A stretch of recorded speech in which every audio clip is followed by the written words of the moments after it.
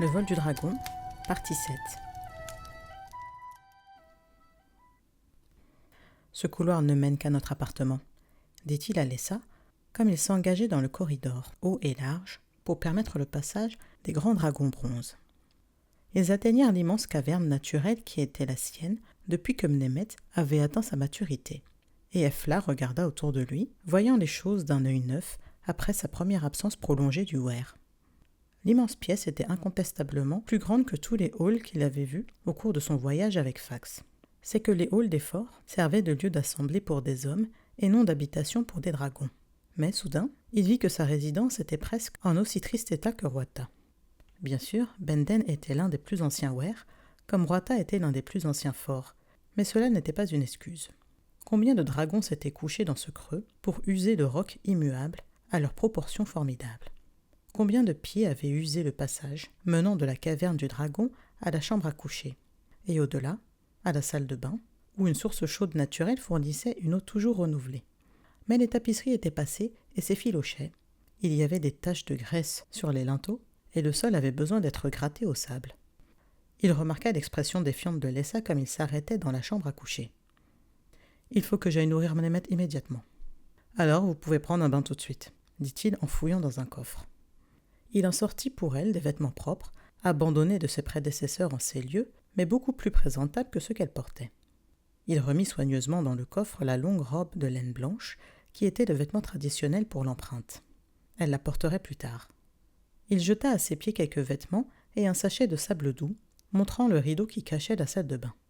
Il la laissa, les vêtements gisant à ses pieds. Elle n'avait fait aucun geste pour les ramasser.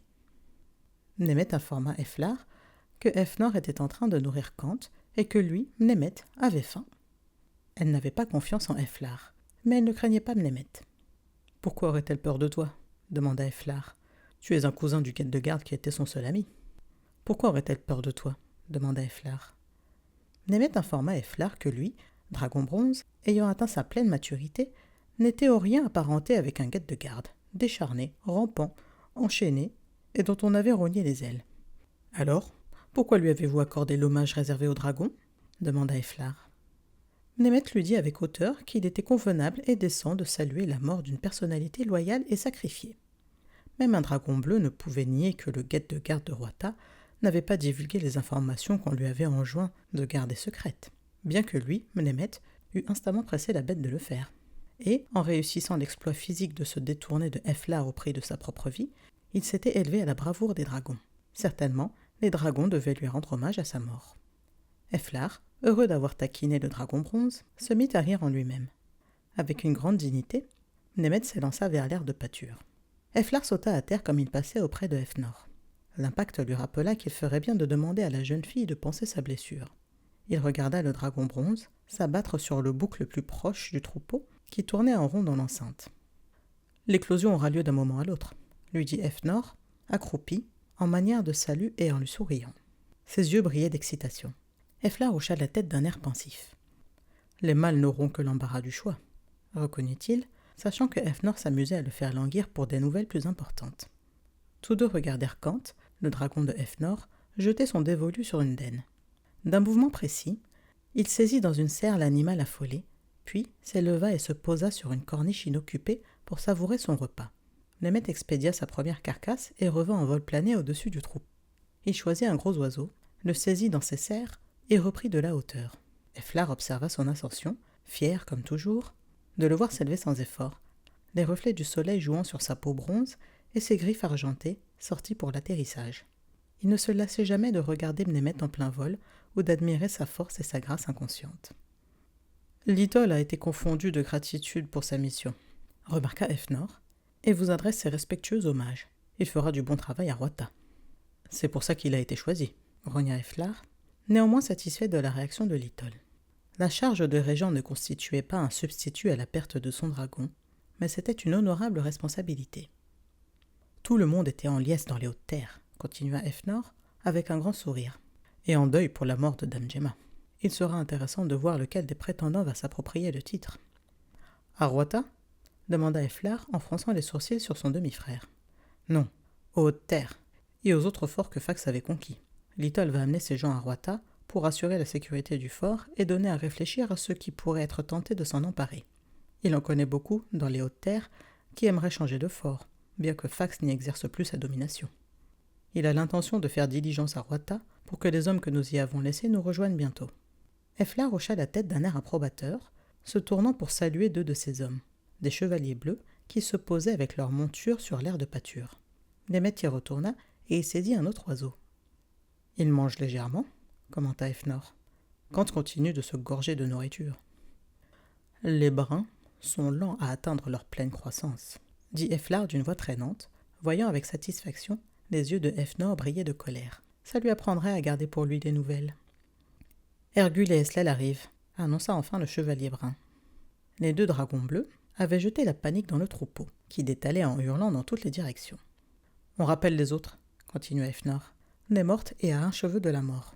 Puis, incapable de se contenir plus longtemps, il continua. Eslel en ramène 2 et Hergule 5. Des filles de caractère, disent-ils. Et jolies. Eflar ne dit rien. Il s'attendait à ce que ces 2-là ramènent de nombreuses candidates. Qu'ils en amènent des centaines si ça pouvait leur faire plaisir. Lui, Eflar, le chevalier bronze, détenait la gagnante en la personne de son unique candidate. Exaspéré que ces nouvelles n'amènent pas plus de réaction, Efnor se leva. Nous aurions dû retourner chercher celle de Crom. Et la jolie.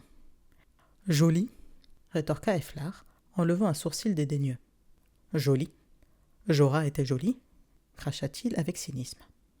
De l'ouest, Kenneth et Tébor ramènent des prétendantes, ajouta Efnor, inquiet, d'une voix pressante. Le rugissement des dragons qui rentraient fit retentir les airs alentours. Les 2 hommes levèrent la tête et virent la double spirale des 2 escadrilles qui rentraient, forte de 20 dragons. Nemet leva la tête et roucoula. Eflar le rappela, heureux de voir le dragon bronze s'exécuter tout de suite, bien qu'il n'eût mangé que très légèrement. Saluant alors aimablement son demi-frère, il monta sur la patte tendue de Mnemet, et ils s'élevèrent vers leur corniche. Mnemet hoquetait d'un air absent, tandis qu'ils parcouraient tous les 2 le court passage menant à l'immense caverne intérieure. Il se dirigea lourdement vers son lit et s'installa dans le creux taillé dans la pierre. Comme Mnemet eut étiré et confortablement reposé ses pattes sur sa tête triangulaire, Eflar s'approcha. Mnemet regarda son ami de tout près. Les multiples facettes de son œil luisaient et scintillaient. Les paupières intérieures se fermaient doucement, tandis que Eflar lui grattait le tour de l'œil. Les gens non familiarisés avec de telles scènes pouvaient trouver agaçant de tels égards. Mais, depuis le moment où, 20 révolutions plus tôt, le grand Mnemet avait brisé sa coquille et traversé d'un pas trébuchant toute l'ère d'éclosion pour venir se planter, sur des pattes mal assurées, devant l'enfant Eflar, le chevalier dragon avait toujours considéré ces paisibles moments comme la partie la plus heureuse de la journée. L'homme ne pouvait recevoir de plus grand hommage que la confiance et l'amitié des grands dragons ailés de Perne, car la fidélité que vouaient les dragons à l'homme qu'ils avaient choisi était complète et indéfectible, depuis l'instant de l'empreinte. Le contentement intérieur de Mnemet était tel que son grand œil se ferma bientôt. Le dragon dormait, le bout de la queue levé, signe certain qu'il serait instantanément en alerte s'il en était besoin.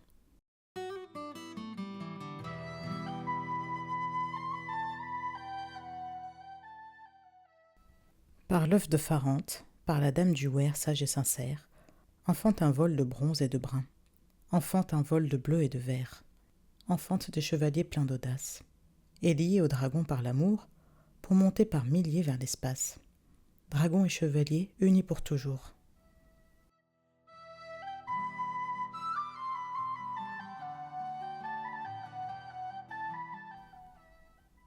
Lessa attendit que les pas du chevalier dragon aient diminué dans le lointain, l'assurant qu'il était bien parti. Elle traversa en courant la grande caverne, entendit un grattement de serre et un froufrou d'ailes puissantes.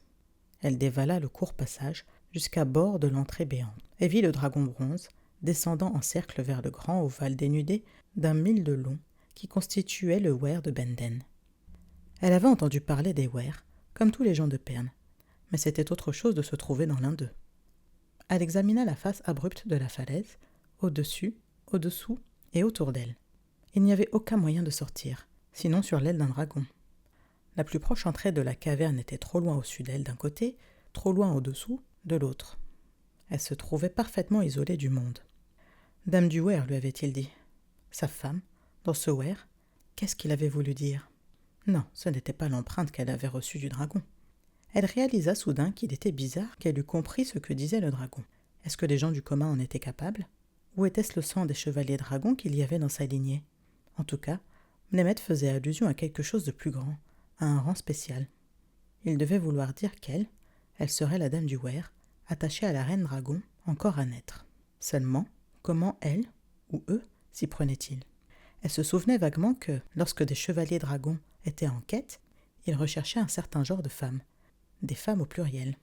Ainsi, elle n'était qu'une prétendante parmi d'autres.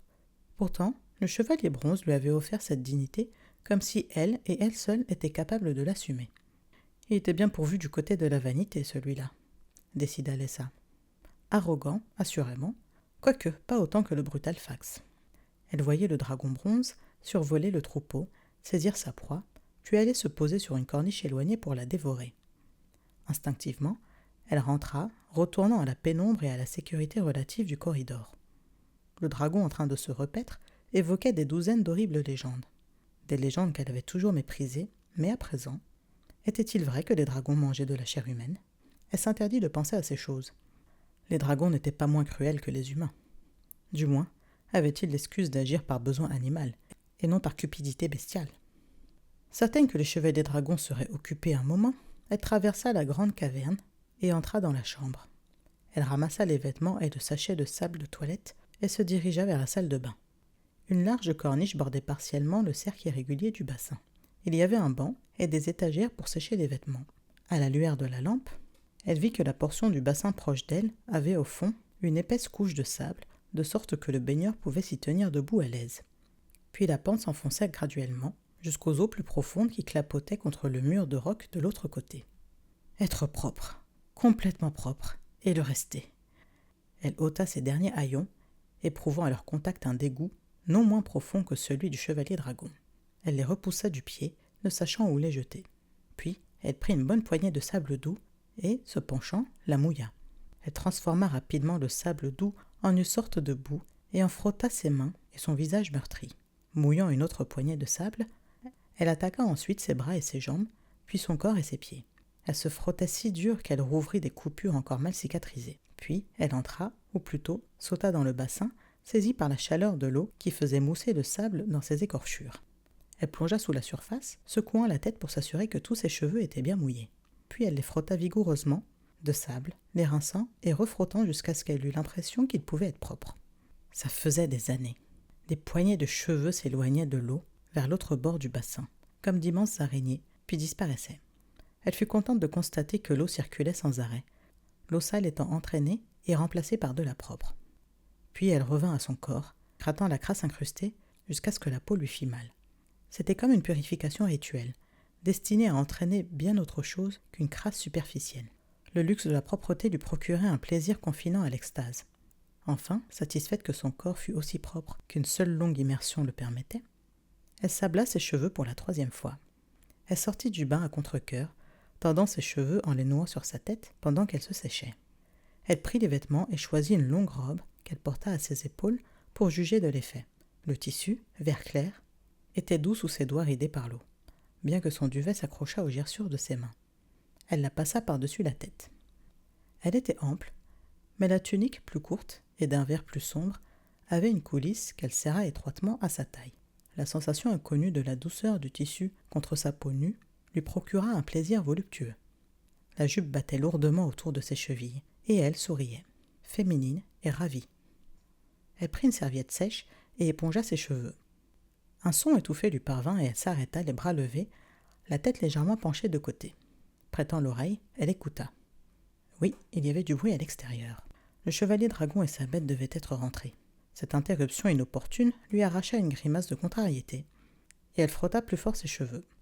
Elle passa ses doigts dans la masse à moitié sèche, arrêtée dans son mouvement chaque fois qu'elle rencontrait des nœuds. Elle essaya de les arranger, les poussant derrière ses oreilles d'un air de défi. Vexée, elle fouilla sur les étagères, et elle trouva, comme elle l'espérait, un grossier peigne en métal. Elle le prit et s'attaqua à ses cheveux rebelles. À force de tirer en grognant pour le faire passer à travers ses cheveux en friche depuis des années, elle parvint à démêler la masse. Maintenant secs, ses cheveux paraissaient doués d'une vie propre, crissant sur ses mains et se collant à son visage, à son peigne et à sa robe. Elle n'arrivait pas à contrôler la masse soyeuse. Et ses cheveux étaient plus longs qu'elle le pensait, car, propres et démêlés, ils lui tombaient jusqu'à la taille quand ils ne restaient pas collés à ses mains. Elle s'arrêta, prêtant l'oreille, et n'entendit plus rien. Avec appréhension, elle souleva le rideau et entra dans la chambre. Elle était vide. Elle écouta et capta les pensées du dragon endormi. Eh bien, elle aimait mieux rencontrer l'homme en présence d'un dragon endormi que dans la chambre à coucher. Elle commença à traverser la pièce et du coin de l'œil aperçut une femme étrangère en passant devant un morceau de métal poli suspendu au mur. Étonnée, elle s'arrêta net, fixant, incrédule, le visage que reflétait le métal. C'est seulement quand elle porta les mains à ses pommettes saillantes, en un geste involontaire de surprise, et que le reflet imita le geste, qu'elle réalisa qu'elle était en train de se regarder. Mais la jeune fille du réflecteur était plus jolie que Dame Tella, plus jolie que la fille du tisserand, mais si mince. Ses mains, comme douées d'une vie indépendante, se portèrent à son cou, à ses clavicules saillantes, à ses reins, moins maigres que le reste de sa personne. La robe était trop large pour elle, remarqua-t-elle avec la vanité inattendue, née en cet instant même de la contemplation ravie. Et ses cheveux, ils se dressaient autour de sa tête comme une auréole. Impossible de les lisser. Elle les aplatit d'une main impatiente, ramenant machinalement en avant ses boucles pour lui cacher le visage. Puis, comme elle les repoussa en arrière, n'ayant plus besoin de se cacher, ils se redressèrent de nouveau. Un son léger, le grattement d'une botte contre la pierre, l'attira de sa contemplation. Elle attendit, pensant le voir apparaître d'un moment à l'autre. Soudain, elle se sentait timide, se présentant au monde le visage découvert, les cheveux derrière les oreilles, les lignes de son corps visibles sous l'étoffe de sa robe. Elle se sentait dépouillée de son anonymat coutumier, et ainsi vulnérable. Elle maîtrisa sévèrement son désir de s'enfuir, l'afflux irrationnel de la crainte. S'observant dans le métal poli, elle rejeta les épaules en arrière, releva la tête. Le mouvement fit crisser et ondoyer ses cheveux autour de son visage. Elle était Lessa de Roita, d'une belle et antique lignée. Elle n'avait plus besoin de recourir à l'artifice pour se protéger. Aussi devait-elle se dresser fièrement, visage découvert, devant le monde et devant ce chevalier dragon. Elle traversa la pièce d'un pas résolu et souleva le rideau la séparant de la caverne. Il était là, à côté de la tête du dragon, lui grattant le tour de l'œil, une expression curieusement tendre sur le visage. Le tableau était complètement différent de ce qu'elle avait entendu dire des chevaliers dragons. Naturellement, elle avait entendu parler de l'étrange affinité existant entre le chevalier et sa monture, mais c'était la première fois qu'elle comprenait vraiment que l'amour faisait partie du lien qui les unissait, et que cet homme froid et réservé était capable d'une émotion si profonde. Il s'était montré assez brusque avec elle, au sujet du vieux guette-de-garde. Pas étonnant que la bête ait pensé qu'il voulait lui faire du mal. Les dragons avaient été plus tolérants que lui, se dit-elle, avec un mépris involontaire. Il se détourna lentement, comme quittant le dragon bronze à contre-cœur. Il l'aperçut et se retourna tout à fait, les yeux dilatés d'étonnement au changement qui s'était opéré en elle. Il alla vivement à elle et la fit vite entrer dans la chambre, la tenant fermement par le coude. « Németh a mangé légèrement et a besoin de calme pour se reposer, » dit-il à voix basse, comme si c'était la chose la plus importante du monde. Il fit retomber le rideau devant l'ouverture. Puis, la tenant par les épaules, il l'éloigna de lui, la tournant sur toutes ses faces, une expression curieuse et légèrement étonnée passant sur son visage. « Le bain vous a rendu... jolie ?»« Oui, presque jolie, » concéda-t-il, avec tant de condescendance amusée dans la voix qu'elle s'écarta brusquement de lui, piquée. Il se mit à rire, d'un rire grave et moqueur. « Après tout, qui aurait pu deviner cela, sous une crasse de révolutions entières, je pense ? Oui, vous êtes certainement assez jolie pour que Hefner se calme. » Profondément vexée par son attitude, elle demanda d'un ton glacial. « Et il faut calmer Hefner à tout prix ?» Il resta à la regarder en souriant, et elle serra les poings pour s'empêcher de le frapper et effacer ce sourire de son visage. Il dit enfin : « Bon, nous allons manger, et j'aurai aussi besoin de vos services. » Saisie, elle poussa un cri, et il se tourna, souriant avec malice, car son mouvement venait de mettre en lumière le sang coagulé maculant sa manche gauche. « Le moins que vous puissiez faire, c'est de laver les blessures honorablement reçues en livrant votre combat. » Il souleva un pan de la draperie, recouvrant le mur intérieur. « À manger pour deux !» rugit-il dans un trou noir de la pierre. Elle entendit un écho souterrain comme sa voix se répercutait le long de ce qui devait être une profonde cheminée taillée dans le roc. « Les mortes est presque rigide dans la mort, » dit-il en prenant certains objets sur une étagère dissimulée par une autre draperie. « Et de toute façon, L'éclosion va bientôt commencer. Lessa sentit son estomac se nouer en entendant parler d'éclosion. Les légendes les plus anodines qu'elle connaissait sur cette partie de la vie mythique des dragons étaient de nature à faire frémir. Les pires étaient effroyablement macabres. Machinalement, elle prit les objets qui lui tendaient. « Quoi ? Effrayée ?» la taquina le chevalier dragon en notant sa chemise déchirée et sanglante. Secouant la tête, elle tourna son attention vers le dos large et musclé qu'il lui présentait et dont la peau claire était maculée de longues traînées de sang. Du sang recommença à suinter de la blessure car, en ôtant sa chemise, il avait arraché la croûte fragile qui s'était formée. « Je vais avoir besoin d'eau, » dit-elle, et elle s'aperçut qu'il y avait une cuvette dans les objets qu'il lui avait donnés. Elle se dirigea vivement vers le bassin, se demandant pourquoi elle avait accepté de venir si loin de Roita. Bien que complètement en ruine, Roita lui appartenait et lui était familier, depuis la tour jusqu'aux caves.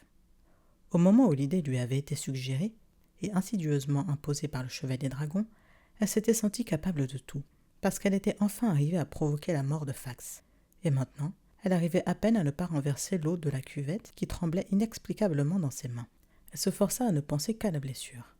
C'était une vilaine estafilade, profonde à l'endroit où la pointe était entrée, et déchirée vers le bas en une coupure graduellement plus superficielle. La peau qu'elle lavait lui semblait douce sous ses doigts. Malgré elle, elle remarqua son odeur virile, composée assez agréable de sueur, de cuir et de musc, qui devait venir d'une longue et étroite association avec les dragons.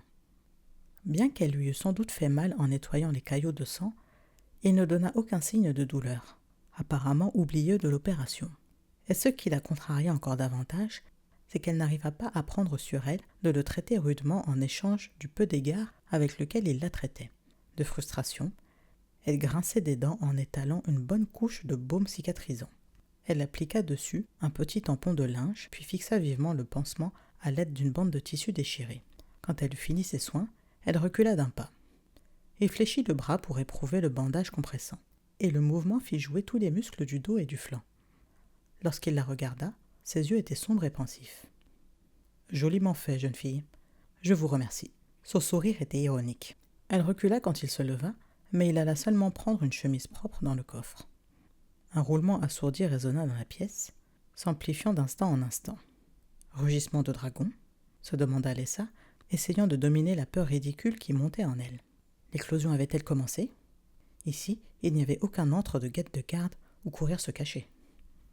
Comme s'il comprenait sa confusion, le chevalier dragon rit avec bonne humeur, et, sans la quitter des yeux, leva la draperie juste au moment où, de l'intérieur de la cheminée, un bruyant mécanisme propulsait à leur vue un plateau de nourriture.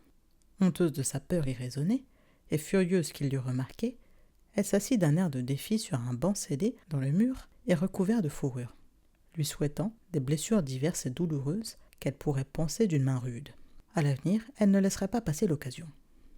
Il posa le plateau sur une table basse, devant elle, jetant une brassée de fourrure par terre pour s'asseoir dessus. Il y avait de la viande, du pain, un pichet de clat, un appétissant fromage jaune et même quelques fruits d'hiver. Il ne fit pas un mouvement pour manger, ni elle, bien que la seule pensée d'un fruit mûr, et non pas pourri, lui fit venir l'eau à la bouche. Il leva les yeux sur elle et fronça les sourcils. « Même dans le Weir, une dame rompt toujours le pain la première, » dit-il en inclinant poliment la tête vers elle. Lessa rougit, peu accoutumée à ce qu'on lui montre de la courtoisie, et encore moins à manger la première. Elle rompit un morceau de pain. Elle ne se souvenait pas avoir jamais goûté rien de pareil. D'abord, il était frais. Et la farine, soigneusement tamisée, ne comportait pas de traces de sable ou de son. Elle prit la tranche de fromage qu'il lui tendait, et cela aussi avait un goût rare et délicieux. Enhardie par ce geste, qui lui indiquait quel changement s'était produit dans son statut, Lessa tendit la main vers le fruit le plus juteux. « Écoutez, » dit le chevalier dragon, en lui touchant la main pour attirer son attention. Pensant qu'elle avait fait une faute, elle laissa retomber le fruit d'un air coupable. Elle le regarda, se demandant ce qu'elle avait fait. Il reprit le fruit et lui remit dans la main tout en continuant à parler. Avec de grands yeux étonnés, elle se mit à le grignoter, désarmée, et lui prêta toute son attention.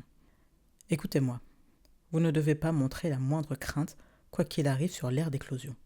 Et vous ne devez pas la laisser trop manger. » Une expression ironique traversa son visage. « L'une de vos principales fonctions, c'est d'empêcher un dragon de trop manger. » Lessa perdit tout intérêt pour son fruit. Elle le remit soigneusement dans la coupe et essaya de comprendre ce qu'il n'avait pas dit, mais que le ton de sa voix suggérait. Elle regarda le visage du chevalier dragon, et pour la première fois, elle vit un homme, et non plus un symbole. Sa froideur était de la prudence, décida-t-elle, et non de l'insensibilité. Sa sévérité était nécessaire pour compenser sa jeunesse, car il ne devait pas être son aîné de beaucoup. Son air était sombre, mais non malveillant. C'était une sorte de patience maussade. Il avait le front haut, couronné d'abondants cheveux noirs et ondulés, qui retombaient jusque le col de sa chemise. Ses sourcils noirs et bien fournis étaient trop souvent froncés d'un air menaçant, ou arqués, de part et d'autre, d'un nez fin et droit, comme il baissait les yeux sur sa victime d'un air hautain. Ses yeux, d'un ambre assez clair pour paraître dorés, n'exprimaient que trop le cynisme ou la froideur hautaine. Ses lèvres étaient minces, mais bien dessinées, et au repos, presque aimables. Pourquoi tordait-il toujours la bouche pour exprimer sa désapprobation ou pour décocher l'un de ses sourires sardoniques? Il était certainement beau, se dit-elle naïvement, car il avait en lui une sorte de magnétisme irrésistible, et, en cet instant, il était parfaitement naturel. Il pensait vraiment ce qu'il disait. Il ne voulait pas qu'elle eût peur. Mais il n'y avait aucune raison que, elle, Lessa, eût peur. Il désira ardemment qu'elle réussisse. En empêchant qui de manger quoi? Les animaux du troupeau? Un dragon fraîchement sorti de sa coquille n'était certainement pas capable de manger une bête entière. Cela semblait à Lessa une tâche assez simple. Au fort de Roita, le guide de garde lui avait obéi à elle et à personne d'autre. Elle avait compris le grand dragon bronze dès le premier instant, et elle était même arrivée à le faire taire quand elle était passée en courant sous la tour pour aller chercher la sage-femme. La fonction principale? Notre fonction principale? Le chevalier dragon la regardait, attendant sa réponse. « Notre fonction principale ?» répéta-t-elle. « Plus tard, vous en saurez davantage. Il faut commencer par le commencement, » dit-il, écartant toute autre question avec impatience. « Mais qu'est-ce qui va se passer ?» insista-t-elle. « Ce qu'on m'a dit autrefois, je vous le transmets à mon tour, ni plus ni moins. Souvenez-vous bien de ces 2 points. Faites taire la peur et ne la laissez pas trop manger. » Mais vous, par contre, vous avez besoin de manger. Mangez donc. Il piqua un morceau de viande à la pointe de son couteau et le lui tendit, fronçant les sourcils jusqu'à ce qu'elle fût parvenue à l'avaler. Il allait continuer, mais elle saisit le fruit qu'elle avait commencé et mordit dans la chair ferme et sucrée. Au cours de ce seul repas, elle avait déjà mangé davantage qu'elle ne mangeait au fort durant toute la journée. « Bientôt, nous mangerons mieux au Weir », remarqua-t-il en regardant le plateau d'un œil sombre. Lessa fut étonnée car, pour elle, ce repas était un festin. « C'est plus que vous n'en avez l'habitude. »« Oui, j'oubliais que vous avez quitté Roita avec juste la peau sur les os. » Elle se raidit. « Vous avez fait du bon travail à Roita. Je ne voulais pas vous critiquer, » ajouta-t-il, souriant à sa réaction. « Mais regardez-vous » Il lui montrait son corps avec, sur le visage, cette curieuse expression, mi-amusée, mi-pensive. Non, il était impossible de deviner qu'après un bain, vous seriez aussi jolie, ni que vous auriez de tels cheveux. Cette fois, son expression était franchement admirative. Involontairement, elle porta la main à ses cheveux qui crissèrent sous ses doigts. Mais la réponse qu'elle allait faire, dans son indignation, resta en suspens. Un gémissement surnaturel emplit la chambre. Les sons provoquèrent une vibration qui, de l'oreille, lui descendait le long de la colonne vertébrale. Elle se boucha les oreilles de ses 2 mains. Le bruit lui perçait le cerveau en dépit de ses mains. Aussi soudainement qu'il avait commencé, il cessa. Avant qu'elle eût réalisé ce qui se passait, le chevalier dragon l'avait saisie par le poignet et la traînait vers le coffre. « Enlevez ça !» ordonna-t-il en lui montrant sa robe et sa tunique. Tandis qu'elle le regardait, abasourdie, il prit une ample robe blanche, sans manches et sans ceinture, simplement 2 hauteurs, d'étoffe blanche et fine, cousue aux épaules et sur les côtés. « Vous enlevez ça ou je dois vous aider ?» demanda-t-il sans la moindre patience. Le son surnaturel recommença, et cela eut pour effet de faire voler ses doigts un peu plus vite. À peine avait-elle desserré les vêtements qu'elle portait, les laissant glisser à ses pieds, qu'il lui jetait la robe blanche sur la tête. Elle parvint à passer les bras dans les emmanchures avant qu'il la reprît par le poignet pour l'entraîner de toute hâte hors de la chambre, ses cheveux flottant derrière elle, crissant d'électricité statique. Dans la caverne, le dragon bronze était dressé, la tête tournée vers la porte de la chambre. Lessa lui trouva l'air impatient. Ses grands yeux, qui la fascinaient, luisaient, iridescents. Une extraordinaire excitation intérieure semblait l'habiter, et sa gorge émit un long roucoulement bas, de plusieurs octaves, plus grave que le cri qui les projetait tous de l'avant. Impatient et pressé, le dragon et le chevalier dragon firent pourtant une pause. Soudain, Lessa réalisa qu'il parlait d'elle. L'immense tête du dragon fut tout près d'elle, son museau remplissant tout son horizon. Elle sentait sur elle son haleine chaude, sa faible odeur de phosphore. Elle l'entendit informer le chevalier dragon qu'il appréciait de plus en plus cette femme de Roita. Avec une secousse qui faillit lui arracher l'épaule, le chevalier dragon la tira le long du passage. Le dragon allait près d'eux, à une vitesse telle que Lessa s'attendait à ce qu'ils tombent tous les trois de la corniche. Sans qu'elle ait réalisé comment, au moment crucial, elle se retrouva perchée sur le cou du dragon, le chevalier la maintenant fermement par la taille. Du même mouvement fluide, ils planèrent au-dessus de la vaste cuvette du Weir, se dirigeant vers la haute falaise de l'autre côté. L'air était plein d'ailes et de queues de dragon, et retentissait de clameurs qui se répercutaient en écho le long de la vallée pierreuse. Nemeth prit une trajectoire dont Lessa était sûre qu'elle se terminerait par une collision avec d'autres dragons, cap droit sur un trou immense et noir béant en haut de la falaise. Miraculeusement, les bêtes y entraient, la plus grande envergure de Nemeth, emplissant toute la largeur de l'entrée. Le couloir vibrait d'un énorme froissement d'ailes. L'air se referma sur elles, oppressant. Puis ils surgirent dans une caverne gigantesque. « Eh bien, toute la montagne doit être creuse », pensa Lessa, incrédule. Autour de l'immense caverne, les dragons étaient perchés, par couleur, bleu, vert, brun, et seulement 2 bronzes, comme Nemeth, sur des corniches faites pour en accueillir des centaines. Lessa s'agrippa aux écailles de Nemeth, sentant instinctivement l'imminence d'un grand événement. Dédaignant la corniche des dragons bronzes, Nemeth amorça la descente. Et alors, Lessa ne put plus détacher ses yeux de ce qu'elle vit sur le sol sableux de la caverne. Des œufs de dragon. Une couvée de 10 œufs monstrueux et mouchetés, animés de soubresauts spasmodiques, sous les coups des oisillons cherchant à briser leurs coquilles. D'un côté, sur une partie surélevée du sol, il y avait un œuf doré, moitié plus gros que les mouchetés. Et juste au-dessus de l'œuf d'or, gisait le grand corps, ocre et immobile, de l'ancienne reine. Au moment même où elle réalisait que Nemeth survolait le sol au-dessus de cet œuf, Lessa sentit sur elle les mains du chevalier dragon qui la soulevaient du cou de Nemeth. Elle s'agrippa à lui avec appréhension. Les mains du chevalier se resserrèrent et, inexorables, la posèrent sur le sol. Farouche, il la regarda droit dans les yeux. « Souvenez-vous, Lessa. » Nemeth lui adressa une pensée d'encouragement, un de ses grands yeux à facettes tournés vers elle. Puis il reprit de la hauteur. Lessa leva à demi une main suppliante. Elle était dépourvue maintenant de tout soutien, même de cette certitude intérieure contraignante qui l'avait soutenue dans son combat pour se venger de Fax. Elle vit le dragon bronze se poser sur la première corniche, à quelque distance des 2 autres bronzes. Le chevalier dragon mit pied à terre, et Nemeth incurva son long cou sinueux pour mettre sa tête au niveau de celle de son maître.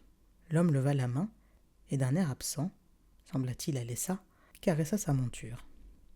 Des cris et des gémissements divertirent l'attention de Lessa, et elle vit d'autres dragons descendre en vol plané. Chaque chevalier déposant une jeune fille sur le sol de la caverne, jusqu'au moment où elles furent 12, Lessa comprise. Elles restèrent pressées les unes contre les autres, et Lessa se tint un peu à l'écart. Elle les regarda avec curiosité, pleine de mépris pour leurs larmes, quoique son cœur battît sans doute aussi vite que le leur. Il ne lui vint même pas à l'esprit que les larmes pouvaient lui être d'une aide quelconque. Apparemment, les jeunes filles n'étaient blessées en aucune façon. Alors à quoi rimaient ces larmes? Le mépris qu'elle ressentait pour leur bellement la rendit consciente de sa propre témérité, et elle prit une profonde inspiration pour se défendre du froid glacé qui l'envahissait. Que la peur soit leur lot. Elle était Lessa de Roita, et n'avait rien à craindre. Juste à ce moment, l'œuf d'or tressauta convulsivement. Remplies de terreur, les jeunes filles, tout ensemble, s'éloignèrent à reculons jusque contre le mur de roc. L'une d'elles, une blonde ravissante, dont les cheveux frôlaient le sol, tenta de descendre de la plateforme surélevée, puis, avec un cri d'effroi, recula craintivement pour retrouver le faible réconfort de ses pareils. Lessa se retourna pour voir ce qui expliquait l'air horrifié qu'elle découvrait sur les visages des jeunes filles. Elle recula involontairement elle-même. Dans la partie principale de l'arène sableuse, plusieurs œufs s'étaient ouverts. Les petits dragons, gazouillant faiblement, se dirigeaient, et Lessa resta bouche bée, vers de jeunes garçons, impassibles, debout en demi-cercle. Certains d'entre eux n'étaient pas plus âgés qu'elles ne l'étaient, quand l'armée de Fax avait investi le fort de Roita. Les cris des jeunes filles se changèrent en soupirs et en un sanglot lorsque l'un des oisillons tendit la serre et le bec vers l'un des garçons. Lessa se força à regarder le bébé dragon, malmener le garçon, le repoussant rudement, comme si quelque chose en lui déplaisait. L'enfant ne bougea pas, et laissa vit du sang couler des blessures infligées par le dragon. Un second oisillon tituba à l'encontre d'un autre garçon et s'arrêta, battant avec impuissance ses ailes encore humides, croissant faiblement une parodie de roucoulement encourageant qu'émettait souvent Mnemet. L'enfant leva la main hésitante et se mit à lui gratter le tour de l'œil. Incrédule, Lessa regarda l'oisillon frotter sa tête contre l'enfant, avec un roucoulement de plus en plus doux. Le visage de l'enfant s'illumina avec un sourire extatique. S'arrachant à la contemplation de cette scène stupéfiante, Lessa vit qu'un autre oisillon la répétait avec un autre enfant. Dans l'intervalle, 2 autres dragons étaient nés. L'un avait renversé un garçon et lui marchait dessus, sans s'apercevoir que ses serres le déchiraient. L'oisillon qui le suivait s'arrêta près de l'enfant blessé, blottissant sa tête contre la sienne en roucoulant d'angoisse. Comme Lessa les regardait, l'enfant parvint à se relever, le visage inondé de larmes. Elle l'entendit supplier le dragon de ne pas s'inquiéter, qu'il n'était qu'un peu égratigné. Tout se passa très vite. Les jeunes dragons s'apparièrent avec de jeunes garçons. Les chevaliers verts vinrent enlever ce qui restait. Les chevaliers bleus se posèrent sur le sol avec leurs bêtes et conduisirent les couples hors de la caverne. Les jeunes dragons poussant des petits cris, roucoulant, battant des ailes humides, en titubant vers l'avant, encouragés par leur jeune maître. Lessa se retourna résolument vers l'œuf d'or, sachant maintenant à quoi s'attendre, et essayant de deviner ce qu'avaient ou n'avaient pas fait les jeunes garçons pour être choisis par les bébés dragons. Une fissure apparut dans la coquille d'or, et elle fut saluée par les cris de terreur des jeunes filles. Certaines, effondrées par terre, n'étaient plus que des petits tas de tissu blanc, d'autres, dans leur peur, se tenaient étroitement embrassées. La fissure s'élargit, et la tête triangulaire apparut, bientôt suivie par le cou d'un or étincelant. Lessa se demanda avec détachement inattendu dans combien de temps la bête atteindrait sa maturité, considérant qu'elle n'était rien moins que petite à la naissance, car sa tête était plus grande que celle des dragons mâles, et il s'était montré assez fort pour renverser de solides garçons de 10 révolutions bien comptées. Elle perçut un bourdonnement dans la caverne.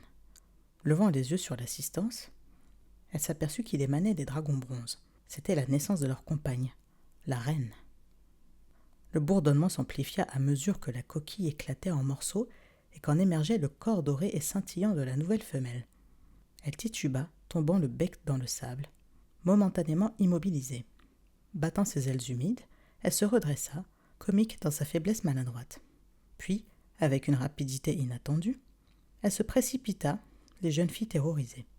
En un clin d'œil, elle secoua la première si fort que sa tête tapa contre le roc, et qu'elle s'écroula au sol, sans connaissance. L'abandonnant à son sort, le dragon bondit vers la seconde. Mais méjugea de la distance et tomba, battant l'air dans sa serre pour se raccrocher, et labourant le corps de la jeune fille de l'épaule à la cuisse. Les hurlements de la victime, mortellement blessée, divertirent l'attention du dragon et firent sortir les autres de leur stupeur horrifiée. Au comble de la panique et de la confusion, elles se dispersèrent, courant, trébuchant et tombant vers la sortie qu'avaient empruntée les jeunes garçons. Comme la tête dorée, criant pitoyablement, descendait de la plateforme en direction des jeunes filles en fuite, Lessa passa à l'action. Pourquoi cette idiote n'avait-elle pas dégagé le chemin, pensa-t-elle en saisissant la tête triangulaire qui, à la naissance, était à peine plus grande que son torse à elle. Le dragon était si faible et maladroit qu'elle n'avait eu que ce qu'elle avait cherché. Lessa tourna vers elle la tête du dragon, de sorte que les yeux à facettes furent forcés de la regarder, et elle se trouva perdue dans ce regard d'arc-en-ciel. Elle sentit une joie profonde pénétrer tout son être, une sensation de chaleur, de tendresse, d'affection sans mélange, d'admiration et de respect immédiat inonda son esprit, son cœur et son âme. Lessa ne manquerait plus jamais d'un avocat, d'un défenseur, d'un ami, instantanément conscient de ses pensées, de ses sentiments et de ses désirs. Une pensée s'immisça dans ses réflexions. Comme elle était merveilleuse, Lessa. Comme elle était jolie, gentille, attentionnée. Comme elle était brave et intelligente. Machinalement, elle leva la main pour gratter le tour de l'œil du dragon d'or. Il la regarda d'un air triste, plein de remords d'avoir fait de la peine à Lessa. Pour le rassurer, Lessa flatta de la main le cou doux et encore humide qui s'incurvait avec elle avec confiance. Le dragon roula sur le côté et se prit une aile sous la patte postérieure. Ça lui faisait mal. Avec précaution, Lessa souleva la patte fautive, libéra l'aile et, d'une petite tape, la replia contre l'arête dorsale. Le dragon se mit à roucouler, suivant des yeux tous les mouvements de Lessa. Il blottit sa tête contre elle, et docile, elle lui gratta l'autre œil. Le dragon lui fit savoir qu'elle avait très faim. « Tu vas manger tout de suite », l'assura vivement Lessa en le regardant d'un air étonné. Comment ce jeune fléau pouvait-il se montrer si insensible? C'était pourtant un fait qu'il venait de blesser gravement, sinon de tuer, 2 jeunes filles. Elle avait peine à croire que toute sa sympathie pût aller à la bête de façon aussi alarmante. Pourtant, c'était pour elle la chose la plus naturelle du monde que d'avoir envie de protéger cet oisillon. Le dragon, Ramoth, arqua le cou pour regarder Lessa droit dans les yeux. Elle lui répéta tristement à quel point elle avait faim, après avoir été aussi longtemps confinée dans cette coquille, sans nourriture. Lessa se demanda comment elle pouvait connaître le nom du dragon d'or, et Ramoth répliqua. Pourquoi ne saurait-elle pas son nom, puisqu'elle lui appartenait et à personne d'autre? Et de nouveau, Lessa se perdit dans l'émerveillement de ses yeux magnifiquement expressifs. Inconsciente de la présence de leur maître, Lessa continuait à caresser le cou de la plus merveilleuse créature de Pern, pressentant pleinement les peines et les gloires à venir, mais pleinement consciente du fait que Lessa de Pern était la dame du Weir, de Ramoth la dorée, maintenant et à jamais.